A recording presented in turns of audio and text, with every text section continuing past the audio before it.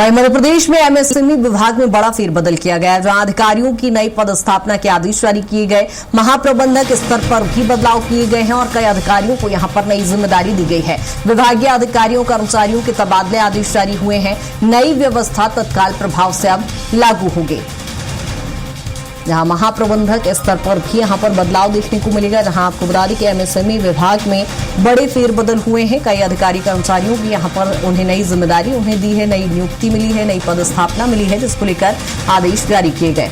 विभागीय कर्मचारियों के तबादला आदेश जारी किए गए हैं और एमएसएमई विभाग में जहां सबसे ज्यादा बड़ा फेरबदल यहां पर देखने को मिल रहा है। और अधिकारियों की नई पदस्थापना होगी, जहां आपको बता दें कि एक बड़ा फेरबदल सबसे ज्यादा एमएसएमई डिपार्टमेंट में देखा गया है। मध्य प्रदेश में एमएसएमई विभाग में कई अधिकारियों को नई जिम्मेदारी यहां पर सौंपी गई है। महाप्रबंधक स्तर पर भी यहां पर बदलाव किए गए हैं। विभागीय कर्मचारियों के तबादले आदेश भी जारी कर दिए गए हैं। जहां आपको बता दें कि 1 जून से 15 जून तक जहां तबादला नीति खोली गई थी और इसी दौरान कई अधिकारियों की नई पदस्थापना हुई है और इसको लेकर सरकार के द्वारा तुरंत आदेश भी जारी किए गए और महाप्रबंधक स्तर पर भी बड़े बदलाव देखे गए हैं। चूंकि एमएसएमई विभाग में सबसे बड़ा फेरबदल देखा गया है।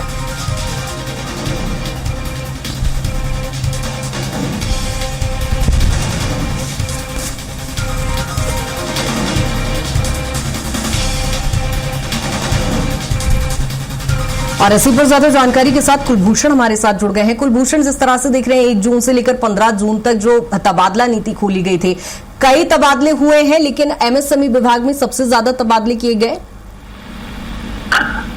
देखिए 1 जून से लेकर 15 जून तक मध्य प्रदेश में तबादला नीति के तहत जो है तबादले ओपन किए गए थे। 15 दिन लगातार जो है अलग अलग विभागों में इसकी प्रोसेस चली और आखिरी दिन यानी कि कल 15 जून को हमने देखा कि जो अलग अलग विभाग है उन विभागों में थोकबंद जो है कर्मचारियों के तबादले हुए हैं, क्योंकि साल में एक बार जो है तबादला नीति के साथ तबादले ओपन होते हैं, जिसमें जिले के कलेक्टर और प्रभारी मंत्रियों को तबादले करने की बड़ी जिम्मेदारी प्रभार जो है वो होता है। और इसी बीच हमने देखा कि इन 15 दिनों में, क्योंकि पिछली कैबिनेट की बैठक में ये फैसला मुख्यमंत्री के द्वारा लिया गया था, जिसमें 1 जून से लेकर 15 जून तक तबादला नीति के तहत तबादलों को ओपन किया गया है।